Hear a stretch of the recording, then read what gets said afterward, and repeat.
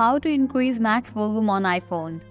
Now let's get started. Open your settings, scroll down and head towards the option of music. Open it.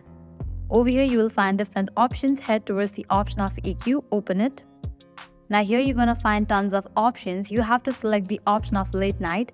After you set it to late night, you can go back. Now over here you can find this option of animated art. Open that option. Set it to on. Now go back to the main page of settings. Now you have to head towards the option of accessibility. Scroll up. Go to this option accessibility. Open it. Over here you're gonna find different sections. Scroll down and head towards the section of hearing. Over here you can find the option of audio and visual. Open it. At the very top you can find the option of headphone accommodations. Open that option. Toggle on for this option. After that, different options will appear. You have to set it to balance tones over here for tune audio. Likewise, just slide this icon to the strong in this way.